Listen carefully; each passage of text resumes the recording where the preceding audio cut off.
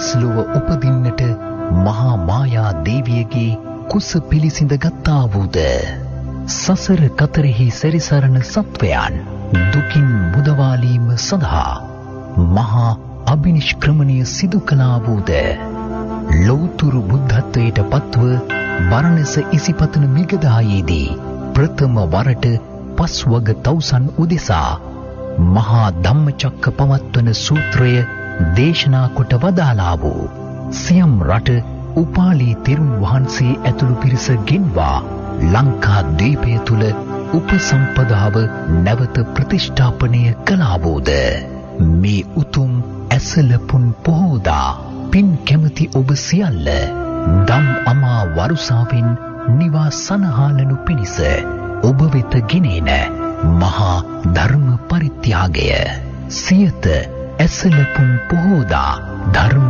දේශනය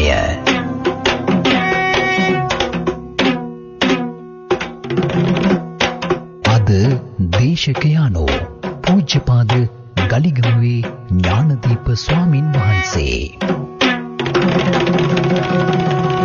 සමන්තා චක්ඛවාලේසු අත්‍රා ගච්ඡන්තු දේවතා සද්ධම්මං මුනි රාජස්ස සුනන්තු සග්ග මොක්ඛදං ධම්මසවන කාලෝ අයං බදන්තා ධම්මසවන කාලෝ අයං බදන්තා ධම්මසවන කාලෝ අයං බදන්තා නමෝ තස්ස භගවතු වරහතු සම්මා සම්බුද්දස්ස නමෝ තස්ස භගවතු වරහතු සම්මා සම්බුද්දස්ස නමෝ තස්ස භගවතු වරහතු සම්මා සම්බුද්දස්ස හැම දිනාටම තෙරුවන් සරණ ප්‍රාර්ථනා කරමින් අද උතුම් ඇසලපුන් පොහෝ දවසේ ඔබ හැම දිනාම ඔබේ ජීවිතයට වැදගත් ධර්ම කාරණා රැසක් ශ්‍රවණය කරන්නයි සූදානම් වෙන්නේ. මුලින්ම ඔබ හැම දිනාටමත් අද මේ ඇසලපුන් පොහෝ දවස තුනුරුවන් ලෝකයට පහළ වෙච්ච පුන් පොහෝ දවස. අද වගේ පුන් පොහෝ දවසක ධර්මයේ ශ්‍රවණය කරන ලක්වාසී ලෝවාසී ඔබ හැම දිනාටමත් මේ උතුම් ධර්ම ශ්‍රවණය නිවන් දොරටුවක් බවට පත්වේවා කියලා අපි මුලින්ම ඔබට ආශිර්වාද ප්‍රාර්ථනා කරනවා. පින්තුනි, වෙසක් පුන් පොහෝ දවසේ බුද්ධගයා වජිරාසන මූලයේදී බුද්ධ රත්නය ලෝකයට පහළ වෙනවා. නමුත් අද වගේ ඇසලපුන් පොහෝ දවසකයි අපේ බුදුරජාණන් වහන්සේ අවබෝධ කරගත් ධර්මය ප්‍රථම කොට ලෝකයට දේශනා කරන්නට යෙදුනේ.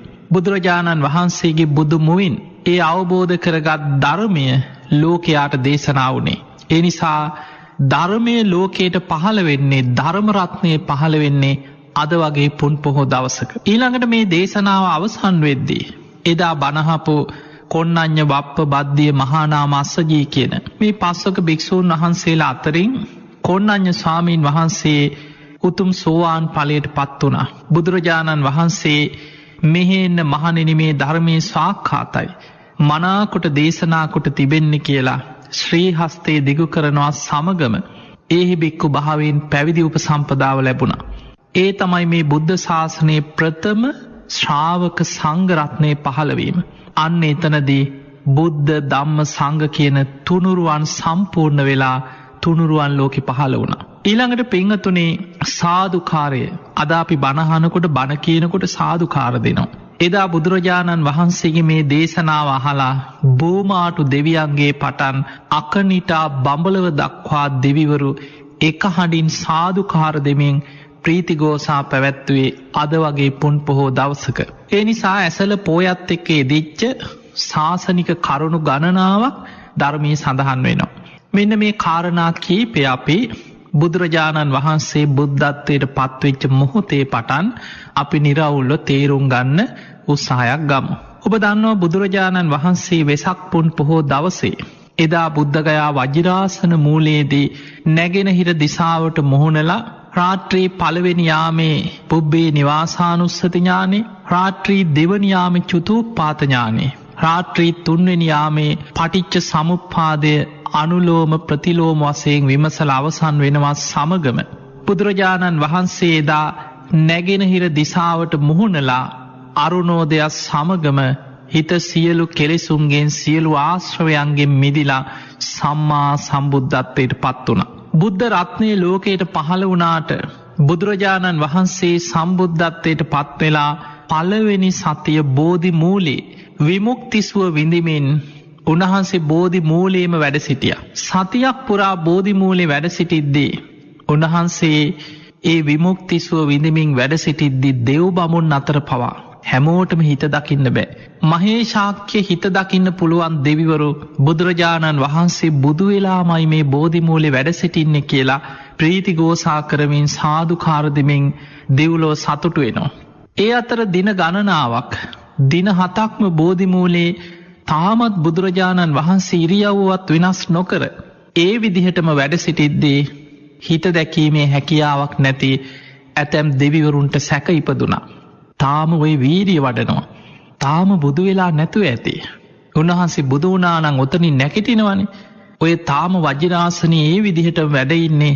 තාම උන්වහන්සේ වීරිය වඩනවා. බුදුරජාණන් වහන්සේ දැක්කත් දෙවියන් අතර අදහස් දෙකක්.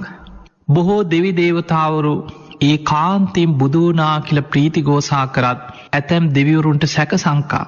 පළවෙනි සතිය අවසානයේ බෝධි මූලයෙන් අහසට පැන නැගලා බුදු කෙනෙකුට පමණක් කළ හැකි අසිරිමත්ම ප්‍රාතිහාරය යමා මහ පෙළහර පෑම සිදු කරා. මේ යමක මහා ප්‍රාතිහාරය ගැන ධර්මයේ සඳහන් වෙන්නේ බුදු කෙනෙකුට පමණයි ඒ ප්‍රාතිහාරය පාන්න පුළුවන්. ඔබ දන්නවා මේ බුද්ධ ශාසනය තුල 이르දිවන්තයන්ගෙන් අග්‍රස්ථානෙ ලැබුවේ මුගලන් මහරහතන් වහන්සේ. මේ මුගලන් මහරහතන් වහන්සේට අනෙක් ඕනෑම 이르දි ප්‍රාතිහාරයක් පාන්න පුළුවන්. හැබැයි බුදු කෙනෙකුට පමණක් කළ හැකි යමා මහ පෙළහර පාන්න පුළුවන්කමක් නැහැ. එකම මොහොතේ වේගෙන් සමාපatti දෙකකට බුදුරජාණන් වහන්සේ සමවදිනවා.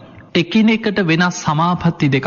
තේජෝ කසිනියත් ආපෝ කසිනියත්. තේජෝ කසිනියට සමවැදිලා ශරීරයෙන් ගිනි දැල් විහිදවද්දී ඒ මොහොතේම ආපෝ කසිනියට සමවැදිලා ජල දහරාවන් විහිදවනවා. මෙන්න මේ ප්‍රාතිහාරය බුදුරජාණන් වහන්සේ අහසේ ශරීරයේ එක පැත්තකින් වම් පසින් ගිනි දැල් විහිදෙනකොට දකුණු පසින් ජල දහරා විහිදෙනවා. ඊළඟට ශරීරයේ උඩ කොටසෙන් ගිනි දැල් විහිදෙනකොට යට කොටසෙන් ජල දහරාවන් විහිදෙනවා. වම් කනෙන් ගිනි දැලක් විහිදෙනකොට දකුණු කනෙන් ජල දහරාවක් විහිදෙනවා. වම් නාස්පුඩුවෙන් ගිනි දැලක් විහිදෙනකොට දකුණු නාස්පුඩුවෙන් ජල දහරාවන් විහිදෙනවා. මෙන්න මෙවැනි ප්‍රාතිහාරයක් තමයි බුදුරජාණන් වහන්සේ දෙව් බමුණුගේ සැක දුරු කරන්න බෝධි මූලයෙන් අහසට පැන නැගලා යමා මහ පෙළහර පාන්නට යෙදුනේ. එදා මනුස්ස ලෝකේ කවුරුත් මේ ප්‍රාතිහාරය දැක්ක බවක් කොහෙවත් සඳහන් වෙන්නේ නැහැ. හැබැයි දෙවිවරු බෝමාටු දෙවියන්ගේ පටන් අකනිටා බඹලව දක්වාම ප්‍රීති ഘോഷා කරන්න පටන් ගත්තා. බුදුරජාණන් වහන්සේ නමක් ලෝකෙ පහළ වුණා.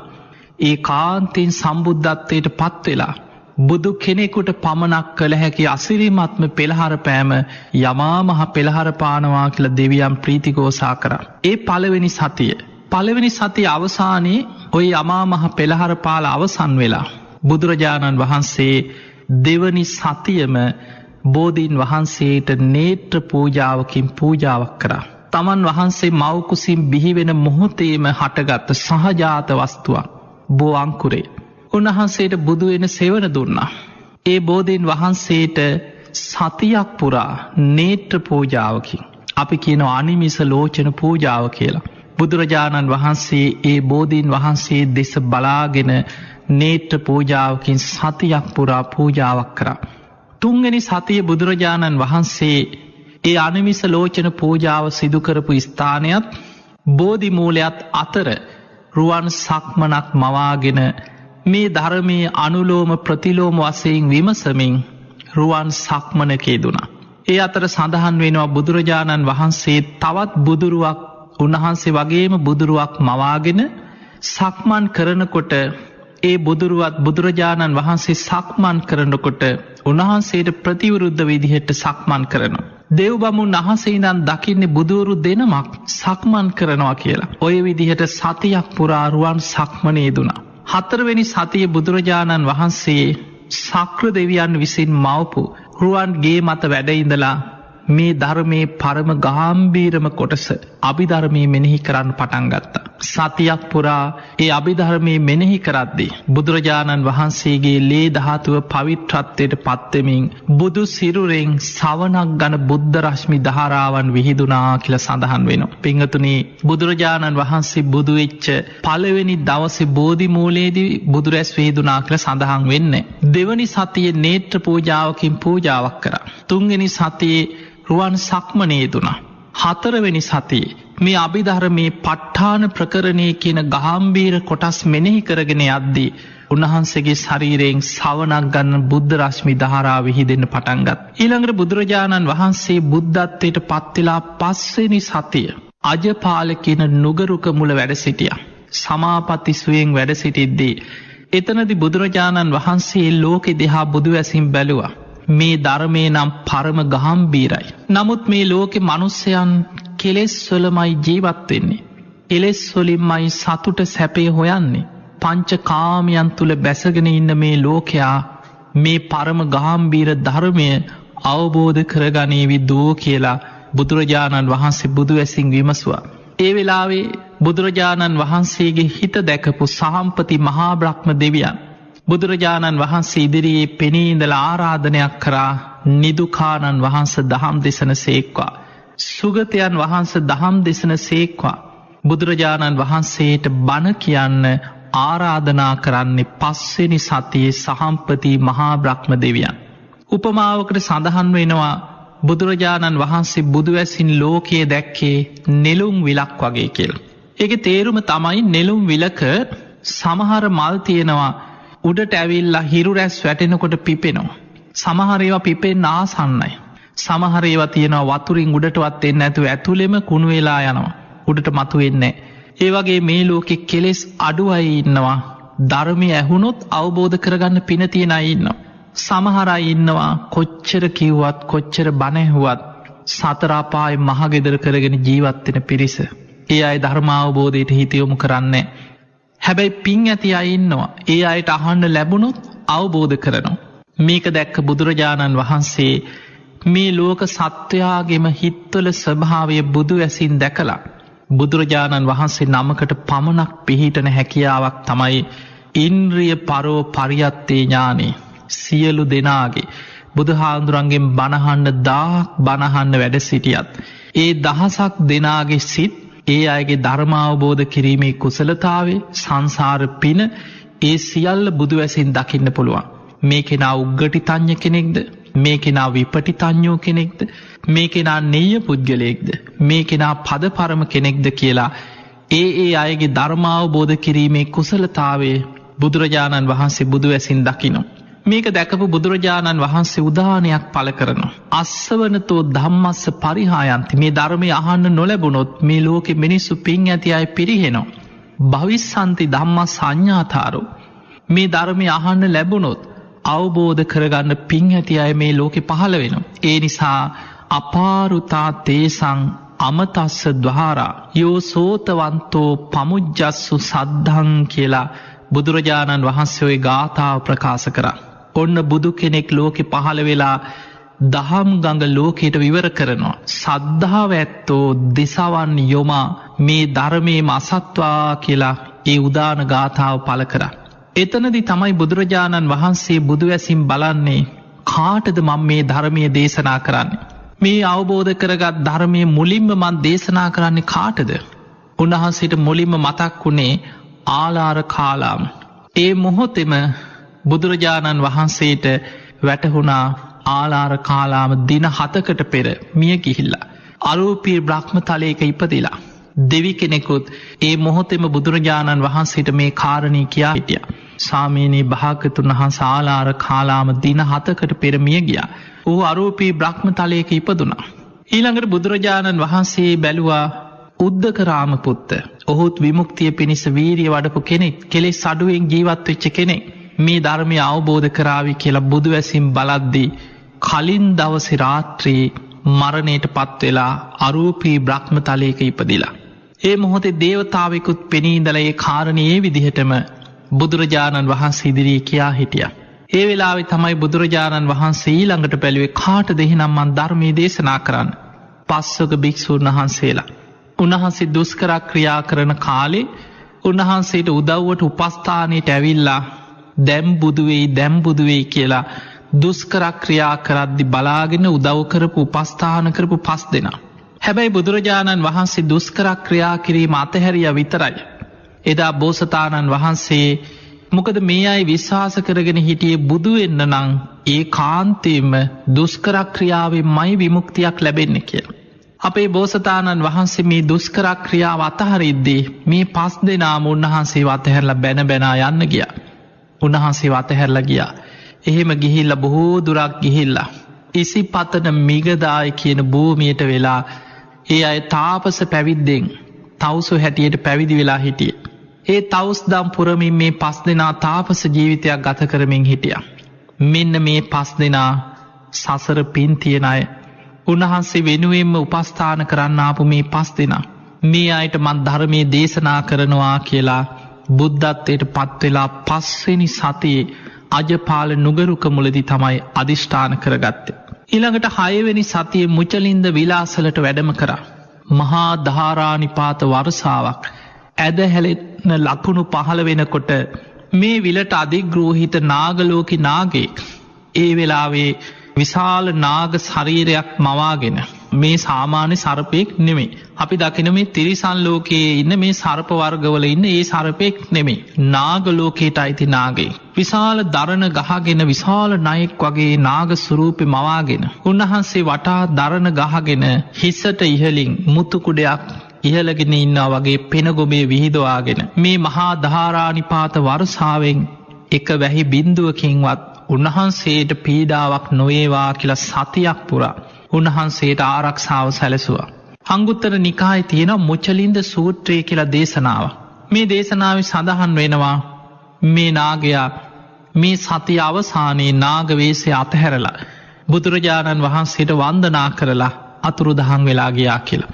එහෙනම් අපිට පේනවා අපි මේ සාමාන්‍ය ඔබ ওই චිත්ත දැක්කට පස්සේ කෙනෙක් සමහරලාවට ඌවා මේ ප්‍රබන්ධ කියලා හිතනවා. ඔහොමත් ණයි ඉන්නවද කියලා හිතෙන්න පුළුවන්. මෙච්චර විශාල ණයෙක් කොහොමද කියලා හිතෙන්න පුළුවන්. ඒ නාග ලෝකයට අයිති නාගේ. ඊළඟට බුදුරජාණන් වහන්සේ 7 වෙනි සතියේ රාජායතන කියන කිරිපල රුක මුලට වැඩම කරා. මෙන්න මේ කිරිපල රුක මුල සමාපත්තියෙන් වැඩ සිටිද්දී දැන් බුදු වෙලා සති 7ක් ඉක්ම යනවා. ඒ වෙලාවේ ඒ අසල පාරකින් තපස්සු බල්ලුක කියන වෙළඳ සොහොයුරන් වෙළඳ පිරිසක් එක කරත්ත 100 ගානකින් වෙළඳාම යනවා. ඔය යන අතරේ මේ අය ළඟ තියෙනවා විලඳ මේ පිළු. ඔය අතර ඒ පාර අයිනේ වෘක්ෂ දේවතාවියා මේ දෙන්නගේ පෙර සංසාරික ආත්මයක අම්ම වෙලා හිටපු කෙනෙක්. මේ දේවතාවිය දැක්කා මගේ සංසාරි දරුවෝ වෙච්ච දෙන්නෙක්. මේ වෙළඳ පිරිසක් එක වෙළඳාම යනවා. මේ අය ළඟ තියෙනවා විලඳ මේ පිළු. බුදුරජාණන් වහන්සේට සති 7කින් තාම දානයක් කවුරුත් පූජා කළා නැහැ. මගේ දරුවන් ලවා මේ දානීය පූජා කෙරුවොත් මටත් ඒ පින් අනුමෝදන් වෙනවා. මගේ සංසාරික දරුවන්ටත් ඒ පින් ලැබෙනවා. මේ දේවතාවිය අර කරත්තේ ඉදිරිපසින් ගිය මේ කරත්තේ රෝදයක් පොළවේ හිර වෙන්න සැලැස්සුවා. ඒ වෙලාවේ මේ අය කරත්ත වලින් බැහැලා බැලුවා මොකද මේ වුනේ? අර දේවතාවිය පෙනී හිටියා. පෙනී ඉඳලා කිව්වා දරුවනි මම පෙර එක ආත්මයක නුඹලගේ මෑණියන් වෙච්ච කෙනෙක්. ඒ සසරේ මන් දන් දීපු පිනක් නිසා අද මන් දිව්‍ය ආත්මයක් ලැබුවා. නුඹලට දානයක් දෙන්න මහා පිනක් කරගන්න අවස්ථාවක් තියෙනවා. මේ අසල අන්න අර අසවල් තැන ලෝතුරා බුදු කෙනෙක් පහළ වෙලා වැඩ සිටිනවා. උන්වහන්සේට ඉක්මනට නුඹලා ළඟ තියෙන ওই විලඳ මී පිඩු අරගෙන ගිහිල්ලා දානයක් හැටියට පූජා කරගන්න. මටත් ඒ පින් අනුමෝදන් කරන්න. ඒ වෙලාවේ මේ තපස්සු බල්ලුක වෙළඳ සොහොයුරන් Taman ළඟ තිබිච්ච විලඳ මී පිඩු අරගෙන අර පෙන්නපු ලකුණු ඔස්සේ මේ පාර දිගේ යනවා. බුදුරජාණන් වහන්සේ වැඩ සිටිනවා. උන්වහන්සේ ළඟට ගිහිල්ලා වන්දනා කරලා කතා බහ කරලා හිත පහදවාගෙන විලඳ මී පිඩු සහිත දානීය පිළිගන්න සූදානම් වුණා.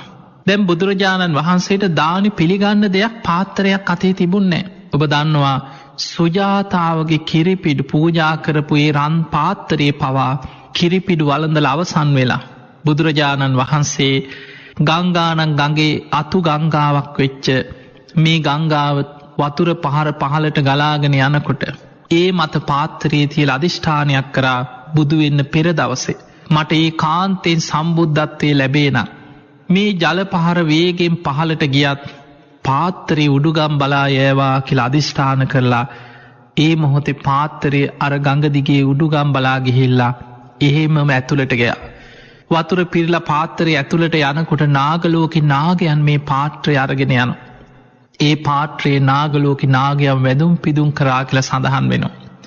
ඊළඟට දැන් මේ විලඳ මේ පිටු පූජා කරන්න සූදානම් වෙද්දී මං කොහොමද පිළිගන්නේ කියලා හිතනකොටම සතරවරන් දෙවියන් 4 දෙනා ඉන්ද්‍ර නීල මාණික්‍ය පාත්‍ර 4ක් අරගෙන අහසින් ඇවිල්ලා ස්වාමීනි භාග්‍යතුන් වහන්සේ මගේ පාත්‍රය පිළිගන්න. මගේ පාත්‍රය පිළිගන්න කියලා බුදුරජාණන් වහන්සේට මේ පාත්‍ර 4ම දිගු කරා. බුදුරජාණන් වහන්සේ වදාලා දෙවියනි බුදුරජාණන් වහන්සේලා මැණික් වලින් කරන ලද පාත්‍රා පිළිගන්නේ නැහැ. ඒ වෙලාවේ සැනින් නොපෙනී ගිය සතරවරන් දෙවියන් 4 දෙනා ශෛලමය පාත්‍ර 4ක් ගලෙන් නිර්මාණය කරපු පාත්‍ර 4ක් අරගෙන ඇවිල්ලා ස්වාමිනී එහෙමනම් මේ පාත්‍රය පිළිගන්න. අනේ මගේ පාත්‍රය පිළිගන්න කියලා 4 දිශාවෙන් පාත්‍ර 4ක් දිගු කරා. බුදුරජාණන් වහන්සේ මේ පාත්‍රා 4ම පිළිගෙන එක උඩ තියලා ශ්‍රී හස්තයේ තියලා අදිෂ්ඨානයක් කරා එක් පාත්‍රයක් බවට පත් වේවා කියලා. මේ පාත්‍ර 4ම එක පාත්‍රයක් බවට පත් වුණා. අන්නේ පාත්‍රයට තමයි විලඳ මේ පිටු දාණය පිළිගත්තේ. ඒ වෙලාවේ දානය වළඳන්න පෙර සක්‍ර දෙවියන් අහසින් ඇවිල්ලා අනෝතත්ත විලෙන් පැන් අරගෙන ඇවිල්ලා උන්වහන්සේට මූණකට දූවනය කරන්න පැන් පූජා කරා. අරලු බුළු පූජා කරා. වැසිකිලි කැසිකිලි කිර සිදු කරගන්න. ඊළඟට නාගලෝකෙන් නාගවර්ණ දැහැටි ගෙනහලා පූජා කරා. මේවැන් උන්වහන්සේ මූණකට දෝවනය කරගෙන අර විලඳ මේ පිටු සහිත දානය වැළඳුවා. මේ දානි වළඳලා අවසන් වෙලා බුදුරජාණන් වහන්සේ ඒ අයට පින් අනුමෝදන් කරමින් ධර්ම කතාවක් දේශනා කරා. හැබැයි ඒ ධර්මය ඒ වෙනකොට තුනුරුවන් පහළ වෙලා හිටියේ නැහැ. ඒ නිසා තමයි තපස්සු බල්ලුක වෙළඳ සොහොයුරන් අපි හඳුන්වන්නේ ප්‍රථම දේවාචික උපාසකවරු හැටියට. මොකද බුද්ධ ධම්ම සංඝ කියන තුනුරුවන් පහළ වෙලා නැහැ ඒ වෙනකොට. ඒ වෙලාවේ මේ අය හිත පහදවාගෙන ඉල්ලීමක් කරා ස්වාමීනි ඔබ වහන්සේ වගේ මහා පින්වන්ත කෙනෙක් ඔබ වහන්සේ වගේ උතුම් කෙනෙක් අපිට මේ ගමනේ මුණ ගැහුණා කියලා අපිට සිහි කරලා වන්දනා කරන්න පූජනීය දෙයක් අපිට දෙන්න. ඒ වෙලාවේ බුදුරජාණන් වහන්සේ හිස පිරිමැදලා කේශ ධාතු 8 මිටක් මේ තපස්සු බල්ලුක වෙළඳ සොහොයුරන්ට ලබා දුන්නා. ඒ කේශ ධාතුන් වහන්සේලා අරගෙන බොහොම සද්ධාවෙන් ඕම් පිටත් වෙලා යනවා. ඔය විදිහට තමයි සතිය ගත වෙන්නේ. බුදුරජාණන් වහන්සේ බුදු වෙලා සති 7ක් ගත වුණාට පස්සේ ඒ විලඳ මේ පිටු දානය වළඳලා අවසන් වෙලා එතන ඉඳන් බුදුරජාණන් වහන්සේ පිටත් උනේ ඉසිපතන මිගදායට. පස්වක භික්ෂූන් වහන්සේලා හොයාගෙන ධර්ම දේශනා කරන්න. ඒ ගමන අද සාමාන්‍යයෙන් ගත්තොත් ඉන්දියාවේ ගිය කෙනෙක් දඹදිව සිද්ධාස්ථාන අතර බුද්ධගයා භූමියේ ඉඳන් ඉසිපතන මිගදායට කිලෝමීටර් 240ක් 50ක වගේ දුරක් තියෙනවා. ඔය දුර බුදුරජාණන් වහන්සේ සතියක් පයින් වැඩම කරලා තියෙනවා. සතිය අවසන් වෙලා සතියක් පුරා බුදුරජාණන් වහන්සේ මේ දුර වැඩම කරගෙන ඇවිල්ලා මුලින්ම පස්වක භික්ෂූන් වහන්සේලා මුණ ගැහිච්ච තැන අද එතන චෛත්‍යයක් තියෙනවා. එතනට කියන්නේ සම්මුඛ චේතිය. මේ 5 දෙනා මුණ ගැහිච්ච සම්මුඛ වෙච්ච තැන. ඔබ අහලා ඇති පස්වක භික්ෂූන් වහන්සේලා ඈතින් දකින්න බුදුරජාණන් වහන්සේ වඩිනවා. හැබැයි මේ අය බුදු වෙලා එනවද මේ බුදු වෙලා අපිව හොයාගෙන එනවා අනේ අපිට බණ කියන්න එනවා කියලා දැක්ක ගමන් පැහැදුන්නේ නැහැ. මොකද ඒ අය හිතාගෙන හිටියේ පස්වක භික්ෂූන් වහන්සේලා හිතාගෙන හිටියේ දුෂ්කර ක්‍රියාවෙන් විතරයි සම්බුද්ධත්වයට පත් වෙන්න පුළුවන්. දුෂ්කර ක්‍රියාව අතහැරලා මේ ශරීරයට සැප දීලා නම් දානේ වළඳලා බොහොම සැපසේ ඔහොමනම් විමුක්තිය ලබන්න බෑ කියලා තමයි හිතාගෙන හිටියේ. ඒ නිසා ඈතින් එනවා දැකලා මේ 5 දෙනාම කතා වුණා. අන්න එනවා ආයිමත් අපි හොයාගෙන අපි කියපු දේ ඇහුවේ නෑනේ. අපි කොච්චර කිව්වද දුෂ්කර ක්‍රියාව අතහරින්න එපා කියලා. ඔච්චර ශරීරයට දුක් දීපු දුෂ්කර ක්‍රියාව අතහැරලා අවුරුදු ගාණක් වීරිය වඩපු වීරිය අතහැරලා දැන් ওই දානේ වළඳලා දැන් ආයෙමත් ඔය ඇඟපත එහෙම හැදිලා තියෙන්නේ. ශාක්‍ය වංශිකයෙක් නිසා ආසනයක් විතරක් පනවන්න කියෝ. කවුරුත් විශේෂයෙන් පිළිගන්න ගෞරව කරන්න අපි එහෙම යන්න ඕනේ නැහැ කියෝ. අන්න එහෙමයි කලින් කතා වුණේ ඈතින් එනවා දැකලා. දැන් බලන්න එතනත් ගරු කරේ උන්වහන්සේගේ වංශයට. ශාක්‍ය වංශිකයෙක් නිසා ආසනයක් පනවමු කිව්වා. හැබැයි මේ විදිහට කතා වුණාට කතිකා කරගත්තට ඒ කිසිම කෙනෙකුට ඒ විදිහට ඉන්න බැරි වුණා. බුදුරජාණන් වහන්සේ ළඟට වැඩම කරද්දි කෙනෙක් નિરાයාසයෙන්ම ඉදිරියට ගිහිල්ලා පාදෝවණය කරන්න පැන් එකක් ගෙනහලා පාදෝවණය කරා. තව කෙනෙක් බුදුරජාණන් වහන්සේගේ පා පිස්සා. තව කෙනෙක් පාත්‍ර සිවුරු පිළිගත්තා. ආසනයක් පැනෙව්වා. මේ 5 දෙනාම ගෞරව දක්වලා බුදුරජාණන් වහන්සේට ආසනයක් පනවලා හැබැයි මේ 5 දෙනා දැන් වාඩි වෙලා අහනවා බුදුරජාණන් වහන්සේ එක කතා බහ කරේ යාළුවෙක් එක කතා කරනවා වගේ. ඇයි මේ හිතාගෙන ඉන්නේ තාම මේ බුදු වෙලා නැතුව මේ ආයි අපෙන් උදව් ඉල්ලගෙන ආව කියලා තමයි හිතාගෙන ඉන්නේ. බුදුරජාණන් වහන්සේට ආයුෂ්මතුනි කියලා කතා කරේ. ධර්මයේ තියෙනවා තමන් හා සමාන එක්ක තමන්ට වඩා සීලෙන් උපසම්පදාවෙන් බාල කෙනෙකුට කතා කරන්නේ වැඩිහිටි ස්වාමීන් වහන්සේලා බාල කෙනෙකුට පොඩි හාමුදුරුවන්ට කතා කරන්නේ ආයුෂ්මතුන් කියලා. තමන්ට වඩා වැඩිමහල් ස්වාමීන් වහන්සේලාට කතා කරන්නේ ස්වාමීනි බන්තේ කියලා. ඒ වෙලාවේ මේ පස්වග භික්ෂූන් වහන්සේලා මේ පිරිස බුදුහාමුදුරන්ට කතා කරේ ආයුෂ්මතුන් කියලා. බුදුරජාණන් වහන්සේ වදාලා ආයුෂ්මතුන් කියන්න එපා. තථාගතයන් වහන්සේ දැන් සම්මා සම්බුදු කෙනෙක්. එහෙම කියද්දී ආයමත් කියනවා ආයුෂ්මතුන් ඔබ වහන්සේ දුෂ්කර ක්‍රියාව අතහැරලා බුදු වුණා. දෙවනි වතාවෙත් බුදුරජාණන් වහන්සේ වදාලා ආයුෂ්මතුන් කියන්න එපා. තථාගතයන් වහන්සේ දැන් සම්මා සම්බුද්ධත්වයට පත්වෙච්ච කෙනෙක්. තුන්වෙනි පාර ආයමත් කියනවා ඔබ වහන්සේ ඔය තරම් කාලයක් කරපු දුෂ්කර ක්‍රියාව අතහැරලා බුදු වුණා. කොහොමද ආයුෂ්මතුන් අපි ඕක පිළිගන්නේ කියලා ආයත් ආයුෂ්මතුන් කියලා බුදුහාමුදුරන්ට කියනවා. ඒ වෙලේ බුදුරජාණන් වහන්සේ තුන්වෙනි වතාවේ අහනවා මීට පෙර මං කවමදාවත් සම්බුද්ධත්වයේ ලැබුවා උතුම් මිනිස් ගුණධර්මයක් ලැබුවා කියලා ප්‍රකාශයක් කරලා තියෙනවාද කියලා ඇහුවා. අන්න එහෙම අහනකොට මේ අයට සිහි වුණා ඒ අය අතරින් විශේෂයෙන් මේක මතක් වුණේ කොණ්ණඤ්ඤ කියන කෙනාට. ඇත්ත නේන්නම් අවුරුදු 6කට ආසන්න කාලයක් ශරීරයට අනේක විද දුක් පීඩා දෙමින් මොනතරම් දුෂ්කර ක්‍රියාවක් කරාද. දින ගණන් සිහිසුන් ඇදගෙන වැටෙනවා. ආහාර ගැනීම අඩු කරලා ශරීරේ හරියට හිස් කබල වේලිච්ච ලබු කැටයක් වගේ වුණා. බුදුරජාණන් වහන්සේ බුදු වෙලා උන්වහන්සේ දුෂ්කර ක්‍රියා කරපු කාලේ විඳපු දුක ඒ කාලේ උන්වහන්සේගේ ශරීරයේ ස්වභාවය ගැන දේශනා කීපයකම බුදුරජාණන් වහන්සේ ශ්‍රාවකයන්ට දේශනා කරනවා. සාරිපුත්ත හාමුදුරන්ට දේශනා කරන දේශනාවක් තියෙනවා. බුදුහාමුදුරුවෝ දේශනා කරන සාරිපුත්ත දුෂ්කර ක්‍රියා කරපු කාලේ මගේ හිස් කබල හරියට වේලිච්ච ලබු කැටයක් වගේ වුණා. ඊළෑට කූඩුව අතගාලා මේ බඩ අතගානකොට කොඳු ඇට පේලි අහුවෙනවා කියන. හැම සම්පූර්ණයෙන් මේ අස්තිවලට ඇලිලා ගියා. අතපය හරියට ඒ කාලේ තිබ්බ අසීතික කියන වැල් පුරුක් වගේ වුණා. සිහිසුන්ව දින ගණන් නැගිට ගන්න බැරුව ඇදගෙන වැටිලා ඉන්නවා. ආහාර ගැනීම අඩු කරලා බුදුරජාණන් වහන්සේ දේශනා කරන සාරිපුත් ඒ කාලේ එක වී ඇටයක් දිවාග තියාගෙන දවසක් ආහාර නොගෙන ඉඳලා තියෙනවා. සමහර දවස්වලට එක හාල් ඇටයක්, එක මසන් ගෙඩියක්, එක පුංචි අබ ඇටයක් දිවාග තියාගත වෙන කිසිම ආහාරයක් ගත්තේ නැහැ කියලා. කොහොම ඉඳලා දවසක් කල්පනා කරනවා ආහාර වර්ජණයෙන් විමුක්තියක් ලබන්න පුළුවන් නම් අද ඉඳන් මං කිසිම ආහාරයක් ගන්නෙ නෑ කියලා. ඒ සිතුවිල්ල හිතද්දි දේවතාවරු පෙනී ඉඳලා කියනවා ස්වාමීනි ඔබ වහන්සේ පුංචි දෙයක් හරි ආහාර කරගන්න.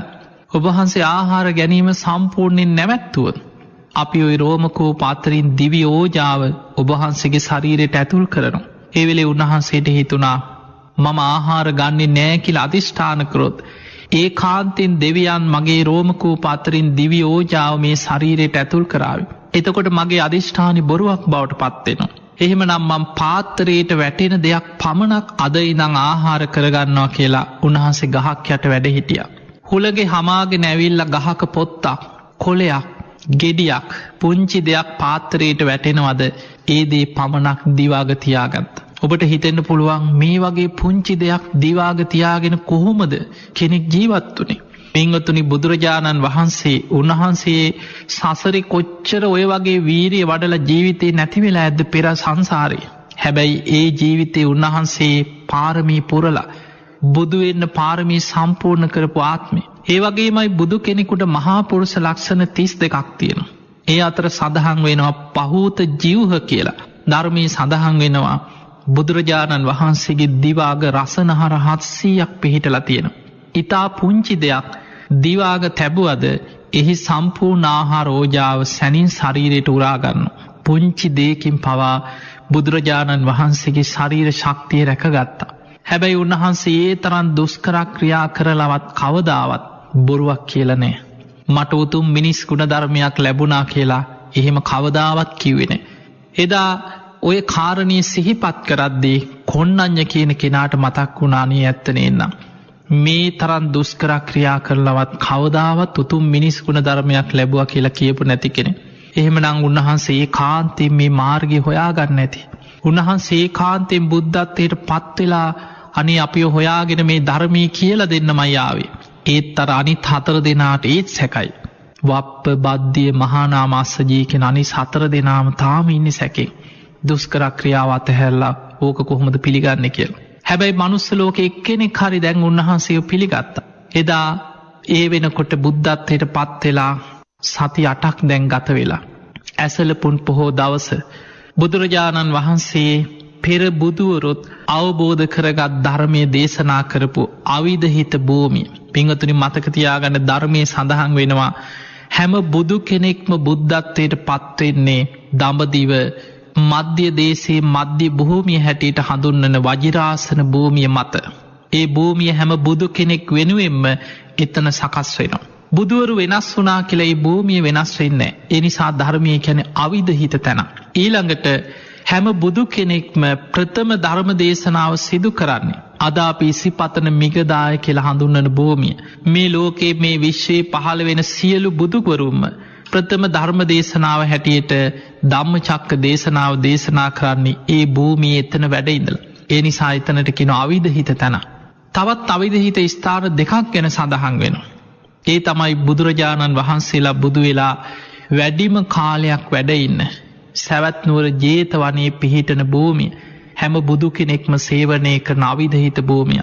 ඊළඟට බුදුරජාණන් වහන්සේ අභිධර්ම දේශනාව කරන්න දෙව්ලොවට වැඩම කරලා දෙව්ලොවේ මනුලොවට ලෝක විවරණ මහා ප්‍රාතිහාරි සිදු කරගෙන රන් ඉනිමගක් ඉරුදියෙන් මවලා පෙළහර පාමින් වැඩම කරලා සිරිපා සටහන තියෙන තැන අද අපි එතනට කියන්නේ සංකස්ස භූමිය. හැම බුදුවරුම සේවනය කරන ස්ථාන 4ක්. අනිත් ස්ථාන බුදුවරු අනුව වෙනස් වෙනවා. ওই ස්ථාන 4 හැම බුදු කෙනෙක්ම වෙනුවෙන් ඒ ස්ථාන 4ම සකස් වෙනවා. එතකොට ඉසිපතන මිගදායි පෙර බුදුවරුත් ඒ දේශනාව කරපු තැන. ඊළඟට පින්වතුනි ධම්මචක්ක දේශනාව කියන්නේ හැම බුදු කෙනෙක්ම ප්‍රථම ධර්ම දේශනාව කරන්නේ ධම්මචක්ක දේශනාවෙන්මයි. ඒ දේශනාවත් අවිධහිත දේශනයක්. හැම බුදු කෙනෙක්ම අවබෝධ කරගත් ධර්මය ප්‍රථම කොට දේශනා කරන්නේ ධම්සක් පැවතුම් සූත්‍රයේ තුලින්මයි. එදා බුදුරජාණන් වහන්සේ ඇසලපුන් පොහෝ දවසේ මේ 5 දෙනාම එකතු කරගෙන පෙර බුදුවරු මේ ධර්මයේ දේශනා කරපු ඒ භූමියට වැඩම කරලා බුදුරජාණන් වහන්සේ මේ 5 දෙනාට දහම් දෙසන සූදානම් වෙද්දී භූමාටු දෙවියන්ගේ ඉඳන් අකනිටා බඹලවටම දසදහසක් ලෝක ධාතුවටම දෙවියන් සාදුකාර දෙමින් ප්‍රීතිඝෝෂා කරමින් දෙවිවරු අන්න බුදුරජාණන් වහන්සේ ධම්මචක්කය දේශනා කරන්න සූදානම් වෙනවා. අන්න බුදුරජාණන් වහන්සේ ධම්මචක්කය දේශනා කරන අපිත්‍යම් බණහන්න කියලා මුළු අහස් කුස දෙවියන්ගෙන් පිරීලා ඉතිරිලා ගියා කියලා සඳහන් වෙනවා. දැන් බලන්න මනුස්ස ලෝකෙන් එදා බණහන්න හිටියේ 5 දෙනයි. කොණ්ණඤ්ඤ, වප්ප, බද්දිය, මහානාම අස්සජී කියන 5 දෙනා. හැබැයි දෙවිවරු අතරින් අකනිටා බඹලව දක්වා දසදහසක් ලෝක ධාතුවල දෙවියන්ගෙන් අහස පිරුණා. ඒ ගැන සඳහන් වෙනවා ධම්මචක්ක අට කතාවේ අහසේ ඉඳි කටු තුඩක් තරම් පුංචි ප්‍රමාණයක දෙවිවරුත් ඉතා සියුම් දිව්‍ය ශරීර මවාගෙන පිරුණා කියලා. ඔබ හිතන්න මේසා විශාල අහස මොන තරම් දෙවියන්ගෙන් පිරීලා ඉතිරිලා යන්නේ නැද්ද එදා බණහන්. එදා ඒ දෙවියන්ටත් මනුස්ස ලෝකෙන් බණහන්න හිටිය ඒ පස්වක භික්ෂූන් වහන්සේලාටත් බුදුරජාණන් වහන්සේ අවබෝධ කරගත් ධර්මය මුලින්ම දේශනා කරන්නට යෙදුණා. ඒ තමයි ධම්මචක්ක දේශනාව. ද්වේමේ භික්ඛවේ අන්තා පබ්බජිතේන නසේවිතබ්බා යෝචායන් කාමේසු කාමසු කල්ලිකානු යෝගෝ. ඔය විදිහට මහණෙනි අන්ත දෙකක් තියෙනවා. පැවිද්දන් විසින් සේවනය නොකළ යුතු ශරීරයට අධික සැප සම්පත් දෙන ඒ කාම සුකල්ලිකානු යෝගේ, ඊළඟට ශරීරයට අන්ත දුක් දෙමින් විමුක්තියක් පිණිස වෙහෙසෙන අත්ත කිල මතානු යෝගේ. මේ අන්ත දෙකම සේවනයෙන් නොකළ යුතුයි. බුදුරජාණන් වහන්සේ විසින් නිවන් අවබෝධයේ පිණිස මේ අන්ත දෙකෙන් තොරව ඒතේතේ උභෝ අන්තේ අනුපගම්ම මජ්ජිමා ප්‍රතිපදා මධ්‍යම ප්‍රතිපදාව හොයාගත්තා. තථාගතයන් අභිසම්බුද්ධා විශේෂයෙන් අවබෝධ කරගත්තා. චක්කු කරණී දහම් මැස ලබා දෙනවා. ඥාන කරණී ප්‍රඥාව පහළ කරලා දෙනවා. උපසමාය කෙලෙස් සංසිඳවනවා. අභිඥාය විශේෂඥානය ඇති කරලා දෙනවා.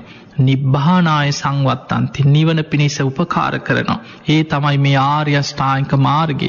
සම්මා දිට්ඨි, සම්මා සංකප්ප, සම්මා වාචා, සම්මා කම්මන්ත, සම්මා ආජීව, සම්මා වායාම, සම්මා සති, සම්මා සමාධි කියන මේ අංගයන්ගෙන් යුක්ත ආර්ය අෂ්ටාංගික මාර්ගය තථාගතයන් වහන්සේ හොයාගත්තා කියලා ඒ මාර්ගයේ විස්තර කරමින් මේ චතුරාර්ය සත්‍ය සත්‍ය ඥාන, කෘත්‍ය ඥාන, කෘතඥාන වශයෙන් ත්‍රිපරිවට්ටම් ද්වාදසාකාරං කියන ආකාරයට අවබෝධ වෙන ආකාරය විස්තර කරමින් ධම්මචක්ක දේශනාව බුදුරජාණන් වහන්සේ අද වගේ ඇසළ පුන් පොහෝ දවසක දේශනා කරේ. එදා මේ දේශනාව දේශනා කරද්දී ලෝකේට ඔන්න ධර්ම රත්නය පහළ වුණා. මේ දේශනාව අහගෙන හිටිය අර පස්වක භික්ෂූන් වහන්සේලා අතරින් කොණ්ණඤ්ඤ සාමීන් වහන්සේ දේශනාව අවසන් වෙනකොටම සක්කාය දිට්ඨි, විචිකිච්ඡා, සීලබ්බත පරාමාස කියන ත්‍රිවිධ සංයෝජනයන් ප්‍රහාණය වෙලා උතුම් සෝතාපන්න ඵලයට පත් වුණා. අඤ්ඤාසිවතබෝ කොණ්ණඤ්ඤෝ, අඤ්ඤාසිවතබෝ කොණ්ණඤ්ඤෝ. කොණ්ණඤ්ඤයන් වහන්සේට අවබෝධ වුණා. ඒ වෙලාවේ මෙහෙ එන්න මහණෙනි මේ ධර්මයේ සාක්ඛාතයි මනාකොට දේශනා කර තිබෙන්නේ කියලා ශ්‍රී හස්තයේ දිගු කරද්දී එහි බික්කු භාවයෙන් පැවිදි උපසම්පදාව ලැබුණා. ඒක ඊර්දිමේ පැවිද්දා. ඒ විදිහට තමයි මේ ශාසනය තුල ප්‍රථම ශ්‍රාවක සංඝ රත්නය පහළ වෙන්නේ ඇසළ පුන් පොහෝ දවසක. බුද්ධ ධම්ම සංඝ කියන තුනුරුවන් පහළ වෙලා බුද්ධ ශාසනයේ තුනුරුවන් ස්ථාපිත වෙන්නේ ඇසළ පුන් පොහෝ දවසේ. ඒ වෙලාවේ බෝමාටු දෙවිවරු මේ දේශනාව අවසන් වෙනකොට ප්‍රීති ഘോഷා කරන්න පටන් ගත්තා. අප්පතිවත්යන් ශ්‍රමණේනවා, බ්‍රාහ්මණේනවා, මාරේනවා, දේවේනවා කියන චිවාලෝකස්මි. මේ දේශනාව මේ ලෝකෙ වෙන කාටවත් කරන්න බෑ. බුදු කෙනෙක් පමණමයි මෙවැනි දේශනාවක් කරන්නේ. බුදුරජාණන් වහන්සේ ධම්මචක්කේ දේශනා කරා කියලා ප්‍රීති ഘോഷා කරද්දී ඒ හඬට චාතුම් මහරජික දෙවිවරුත් ඒකම ඒ විදිහට ඒ කතාව නම් හරි බුදු කෙනෙක්මයි මේ දේශනාව කරන්නේ. මේ ලෝකෙ වෙන කිසිම දෙවියෙක්වත්, බ්‍රහ්මයෙකුටවත්, මාරයෙකුටවත්, ශ්‍රමණයෙකුටවත් වෙන කෙනෙකුට නම් මේ සිංහනාදේ කරන්න බෑ. බුදු කෙනෙක් පහළ වෙලා ධම්මචක්කේ දේශනා කරා කියලා ඒ හඬින් ප්‍රීති ഘോഷා කරා. ඔය විදිහට ඉහළට අකනිටා බඹලව දක්වාම දෙවිවරු එක හඬින් ප්‍රීති ഘോഷා කරන්නට යෙදුණා. සාදුකාර දෙමින් ප්‍රීති ഘോഷා කරා. එදා සාදුකාරය අකනිටා බඹලව දක්වාම පැතිරිලා යන්නේ අද වගේ ඇසළ පුන් පොහෝ දවසක. ඊළඟට පින්වතුනි, බුදුරජාණන් වහන්සේ සතියක් දවස් කීපයක් පළවෙනි දවසේ කොණ්ණඤ්ඤ ස්වාමීන් වහන්සේ සෝවාන් ඵලයට පත් වෙනවා. දෙවනි දවසෙත් බුදුරජාණන් වහන්සේ මේ දේශනාවම විස්තර කරද්දී එදා වප්ප කියන ස්වාමීන් වහන්සේ සෝවාන් ඵලයට පත් වුණා. තුන්වෙනි දවසේ බද්දිය කියන ස්වාමීන් වහන්සේ, ඊළඟට අස්සජී කියන ස්වාමීන් වහන්සේ, ඔය විදිහට කොණ්ණඤ්ඤ, වප්ප, බද්දිය, මහානාම, අස්සජී කියන මේ 5 දෙනාම දින 5ක් මේ දේශනාව දේශනා කරද්දී ඇසළ පොයේ ඉඳන් දින 5ෙම මේ 5 දෙනාම සෝවාන් ඵලයට පත් වුණා. ඊළඟට බුදුරජාණන් වහන්සේ මේ 5 දෙනාම එකතු කරලා අනන්ත ලක්ෂණ කියන අනාත්ම ස්වභාවය විස්තර කරමින් දේශනාවක් කරා. ඒ තමයි බුදුහාමුදුරන්ගේ දෙවනි දේශනාව. මේ දේශනාව අහලා මේ 5 දෙනාම උතුම් අරහත්වයට පත් වුණා. ඊට පස්සේ ඔබ දන්නවා යසකුල පුත්‍රය ඇතුළු යාළුවෝ 54 දෙනෙක් ඇවිල්ලා බුදුරජාණන් වහන්සේ ළඟ පැවිදි වුණා, බණහල රහත් වුණා. ඔන්න ඔය පිරිස පළවෙනි වස් කාලේ වෙනකොට 69. මේ 60 දෙනාම යසකුල පුත්‍රය ඇතුළු යාළුවෝ 54 දෙනයි, පස්වක භික්ෂූන් වහන්සේලායි 69ක් මහරහතන් වහන්සේලා පළවෙනි වස් කාලය තුල ඉසිපතන මිගදාය භූමියේම වස් සමාදන් වුණා. බුදුරජාණන් වහන්සේ පළවෙනි වස් කාලේ ගත කරපු භූමිය තමයි ඉසිපතන මිගදාය. පළවෙනි වස් කාලේ ගත කරමින් වැඩ සිටිය කුටිය අපි හඳුන්වන්නේ මූල ගන්ධ කුටිය කියලා. අදත් එතන අත්තිවාරම් කොටස් තියෙනවා. මූල ගන්ධ කුටි විහාරේ බුදුරජාණන් වහන්සේ මුලින්ම වැඩ සිටිය ගන්ධ කුටිය. ගන්ධ කිලිය. බුදුරජාණන් වහන්සේගේ සුගන්ධ කුටිය. මේ විදිහට පළවෙනි රහතන් වහන්සේලා 69 ප්‍රථම වස් කාලේ ගත කරලා ඔය අතර අර යසකුල පුත්‍රයාගේ අම්මයි තාත්තයි දෙන්න තමන්ගේ පුතා හොයාගෙන ඇවිල්ලා ඒ ආපු ගමනේ තමයි බුදුරජාණන් වහන්සේගෙන් බණහලා තෙරුවන් සරණ ගිය ප්‍රථම උපාසකවරු බවට පත් වෙන්නේ. මොකද ඒ වෙනකොට තුනුරුවන් පහළ වෙලා.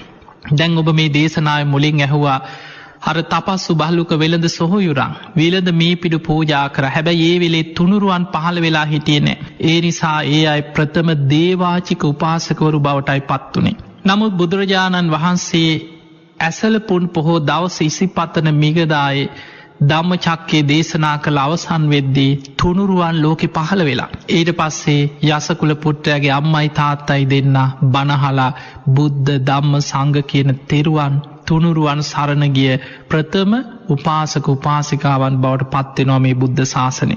පළවෙනි වස් කාලේ අවසන් වෙලා බුදුරජාණන් වහන්සේ 69ක් මහරහතන් වහන්සේලා අමතලා දේශනා කරා චරත භික්ඛවේ චාරිකා බහුජන හිතාය බහුජන සුඛාය.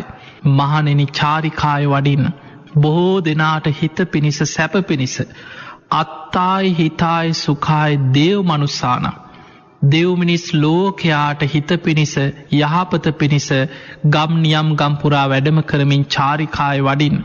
ආදි කල්යාණ මජ්ජේ කල්යාණ පරියෝසాన කල්යාණ මුල මැදාග පිරිසිදු සාත්තං අර්ථ සහිත සබ්භ්‍යාංජන පැහැදිලි ප්‍රකාශන මාධ්‍යකින් යුක්ත පාරිසුද්ධම් බ්‍රහ්මචරියම් පකාසේති. මේ පිරිසිදු නිවන් මඟ දේශනා කරමින් වඩින්. එක මගකින් දෙනමක් යන්නත් එපා කියෝ. එතකොට තවත් ප්‍රදේශයකට මේ ධර්මයේ ව්‍යාප්ත කරන්න තියෙන අවස්ථාව නැති වෙනවා. එක මගකින් එක නම බැගින් ගම් නියම් ගම් පුරා වැඩම කරමින් මේ දහම් පණවිඩේ කියාගෙන යන්න කියලා 69ක් මහරහතන් වහන්සේලා ධර්ම ප්‍රචාරයට පිටත් කරේ පළවෙනි වස් කාලේ අවසන් වෙලා ඉසිපතන මිගදාය භූමිය. පින්වතුනි අද වගේ පුන් පොහෝ දවසක තුනුරුවන් පහළ වෙච්ච පුන් පොහෝ දවසක මේ කාරණා ගැන අහලා හිත පහදවාගෙන තුනුරුවන් ඒ ලාභය තුනුරුවන් කියලා කියන්නේ මේ බුද්ධ ශාසනය තුල අපිට ලැබිච්ච උතුම්ම සද්ධා ලාභයයි. ඒ තුනුරුවන් තුල හිත පිහිටවාගෙන සද්ධාව ඇති කරගෙන ආකාරවතී සද්ධාාවක් ඇති කරගන්න ඔබ දක්ෂ වෙන්න. බොහෝ වෙලාවට අපිට පිහිටලා තියෙන්නේ අමූලිකා සද්ධාව. අමූලිකා සද්ධාව කියන්නේ අවබෝධයකින් තොරව සාමාන්‍ය කෙනෙකුට ඇතිවෙන පැහැදීම. ඒ පැහැදීම තුල පින් රැස් වෙනවා. අපි පින් කරනකොට පින් රැස් වෙනවා. හැබැයි අවබෝධයට උපකාර වෙන්නේ ආකාරවතී සද්ධාව. බුදුරජාණන් වහන්සේ අමූලිකා සද්ධාව ගැන විස්තර කරේ පරිප්ලව පසාදස්ස පඤ්ඤාන පරිපූර්ණති. ඉල්පෙන සද්ධාාවක් එක වෙනස් වෙන සද්ධාාවක්. ඒ සද්ධාවෙන් ප්‍රඥාව පිරෙන්නේ නැහැ කියෝ. ප්‍රඥාව වැඩෙන්න නම් අවබෝධයෙන් යුක්තව තුනුරුවන් ගැන සද්ධාව ඇති කරගන්න. ඒ නිසා පින්වතුනි තුනුරුවන් පහළ වෙච්ච පුන් පොහෝ දවසේ ඔබ දැඩි අධිෂ්ඨානයක් ඇති කරගෙන නිතර තුනුරුවන් ගුණ සිහි කරන්න. බුදු ගුණ මානසිකාරයකේ දෙන්න. නිතර ධර්මයේ ගුණ සිහි කරමින් ධර්මයේ ගුණ මෙනෙහි කරන්න. මහරහතන් වහන්සේලාව ගුණ වශයෙන් සිහි කරමින් උන්වහන්සේලාව මෙනෙහි කරන්න. බුදුරජාණන් වහන්සේ පෙන්නනවා පුඤ්ඤාභි සන්ද කියන සූත්‍රය. මහණෙනි නිතර බුදු ගුණ සිහි කරන කෙනාගේ ජීවිතයට පුණ්‍ය ගංගාවක් ගලනවා. නිතර ධර්මයේ ගුණ සිහි කරන කෙනාගේ ජීවිතයට තවත් පුණ්‍ය ගංගාවක් ගලනවා. නිතර සංඝ ගුණ මෙනෙහි කරන කෙනාගේ ජීවිතයට තවත් පුණ්‍ය ගංගාවක් ගලනවා. ඒ නිසා නිතර බුදු ගුණ, දහම් ගුණ, සංඝ ගුණ ඔබ සිහි කරනවා නම් ඔබේ ජීවිතයට පුණ්‍ය ගංගාවල්, ගඟක් කියලා කියන්නේ හැම වෙලෙම ගලාගෙන යන දෙයක්. ජීවිතේ පිනෙන් පිරීලා ඉතිරිලා යනවා. වැදගත්ම දේ තමයි තුනුරුවන් ගැන සද්ධාව. ඒක ධනයක්. සද්ධා ධනං. සද්ධාව ලාභයක්. සද්ධා ලාභය. සද්ධා ධනයෙන් ඔබ පොහොසතෙක් බවට පත්වේ. කොච්චර මිල මුදල් තිබුණත් සද්ධා ධනය නැත්නම් ඔබ අන්ත අසරණ දුගියෙක්. ඒ නිසා බුදුරජාණන් වහන්සේ පෙන්වුවේ ධර්මාවබෝධයේ කරා යන ශ්‍රාවකයාට ඇති කරගත යුතු පළවෙනිම දේ සද්ධාව. දැන් බලන්න පංච ඉන්ද්‍රිය ධර්ම ගැන ඔබ අහලා ඇති. පළවෙනි එක තමයි සද්ධා ඉන්ද්‍රිය. සද්ධාව ඔබේ ජීවිතයේ ඉන්ද්‍රියක් බවට පත් කරගන්න. පංච බල ධර්ම ගැන ඔබ බණ අහලා ඇති. ධර්මයේ විස්තර වෙනවා පංච බල. පළවෙනි එක තමයි සද්ධා බලං. මේ සද්ධාව ශ්‍රාවකයාගේ බල ධර්මය. ඊළඟට සත්ත ආර්ය ධනය. ආර්ය ශ්‍රාවකයාගේ ධනය ගැන බුදුහාමුදුරුවෝ විස්තර කරා. සද්ධා ධනං. සද්ධාව කියන්නේ ධනයක් හැටියට විස්තර වෙනවා. ඊළඟට සේක බල ධර්ම. ධර්මාවබෝධයේ කරා යන නිවන් අවබෝධයට යන ශ්‍රාවකයාගේ බල ධර්ම. සේක බල. පළවෙනි එක තමයි සද්ධාව. ඒ නිසා මේ සද්ධාව කියන එක තමා තුළ ඇති කරගන්න නිතර බුදු ගුණ මෙනෙහි කරන්න. ධර්මී ගුණ මෙනෙහි කරන්න. සංඝ ගුණ මෙනෙහි කරන්න. තුනුරුවන් ගැන හිත පහදවන්න. ඔබ දන්නවා ඔබේ අම්මල තාත්තලා ආච්චිලා සීලා අපේ පැරැන්නන්ගේ ඉතිහාසෙ දිහා බලන්න. අද බොහෝ වෙලාවට වෙලා තියෙන ගෙවල් වල බුදුන් වඳින්නවත් නැහැ.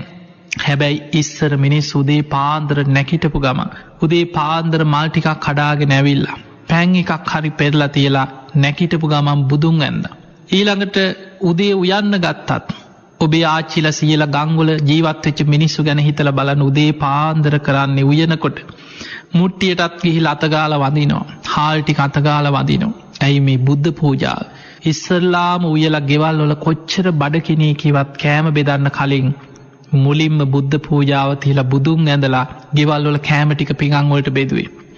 ඊළඟට දවල්ට ගෙවල් වල තුන් වේල ඉුවේ නැති වුණත් මොනවා හරි අඩු ගානේ පැන් එකක් හරි පෙරලා තියලා බුදුන් ඇඳලා. හවසට මිනිස්සු මල් ටිකක් කඩාගෙන ඇවිල්ලා ගෙදර සුවඳ දුම් ටිකක් අල්ලලා වාඩි වෙලා දරුවෝ මුණුබුරෝ එකතු වෙලා බුදුන් ඇඳ ගෙවල් වල. හොඳට පිරිත් කියලා තුන් සූත්‍රේ කටපාඩම් පරණ අම්මලා තාත්තලාට. ගෙවල් වල හොඳට පිරිත් කියලා බුදුන් ඇඳා. නිදා ගන්න ගියත් ඉතිපිසෝ ගාථාව කියලා බුදුන් ඇඳලා නිදාගත්තා. බලන්න ඉස්සර අපේ පැරණන් කොච්චර බුදු ගුණ සිහි කරාද? ඒ නිසා තමයි මේ මිනිස්සු මැරුණත් බොහෝ දෙනෙක් සුගතියක හරි ගියා. ඒ නිසා නිතර බුදු ගුණ මෙනෙහි කරන්න, ධර්මයේ ගුණ සිහි කරන්න, සංඝ ගුණ සිහි කරන්න. විශාල සද්ධාාවක් හිතේ ඇති කරගන්න. මේ ධනිය රැස් කරගන්න සද්ධා ධන. ඉතින් අද මේ පුන් පොහෝ දවසේ ඔබ හැම දිනාටම ඇසල පුන් පොහෝ දවසේ උතුම් ධම්මචක්ක දේශනාව දේශනා වෙච්ච තුනුරුවන් පහළ වෙච්ච මේ උතුම් පුන් පොහෝ දවසේ අද මේ උතුම් ධර්මයේ ශ්‍රවණය කිරීමෙන් ඔබ රැස් කරගත්ත සියලු පින් ඔබ හැම දිනාටමත් උතුම් ධර්මාවබෝධයේ පිණිස නිවන් අවබෝධයේ පිණිසම ආශිර්වාදයක්ම වේවා වේවා කියලා අපි ආශිර්වාද කරනවා. ඒ වගේම සියලු දෙවියෝ සාදුකාර දිදී මේ පින් අනුමෝදන් වෙත්වා. දෙවියන්ගේ දිව්‍ය ආශීර්වාද වර්ධනය කරගෙන සියලු දෙවියෝ උතුම් නිවනටම පත් වේවා කියලා සාදු කියලා දෙවියන්ට පින් දෙන්න. ඔබ හැම දිනාටමත් ධර්ම ශ්‍රවණය කරපු ලක්වාසී ලෝවාසී හැම දිනාටමත් මේ උතුම් ධර්ම ශ්‍රවණය නිවන් අවබෝධයේ පිණිසම ආශිර්වාදයක් බවට පත් වේවා, පාරමිතාවක් බවටම පත් වේවා කියලා අපි ආශිර්වාද කරනවා. ආකාසට්ඨා ච බුම්මට්ඨා දේවා නාග මහිද්దికා පුඤ්ඤන්තං අනුමෝදිත්වා චිරන් රක්ඛන්තු ලෝක සාසනං. ආකාසට්ඨා ච බුම්මට්ඨා දේවා නාග මහිද්దికා පුඤ්ඤන්තං අනුමෝදිත්වා චිරන් රක්ඛන්තු දේශනං.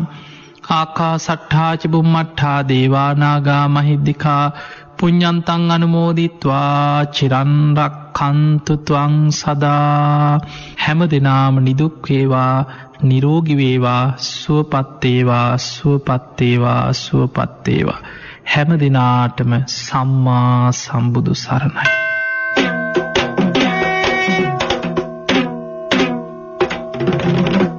ලක්දිව් තලයෙහි උපසම්පදාලාභී භික්ෂූන් වහන්සේගේ ප්‍රතිෂ්ඨාපනයෙන් ආලෝකමත් වූ සම්බුදු සසුන චිරාත් කාලයක් බබළුවාලන්නට හේතුපාදක වූ මේ ඇසළ පුන් පොහෝදා පින් කැමති ඔබ සියල්ල දම් අමා වරුසාවෙන් නිවා සනහාලු ඇසළ පුන් පොහෝදා සදහම් දෙසුම.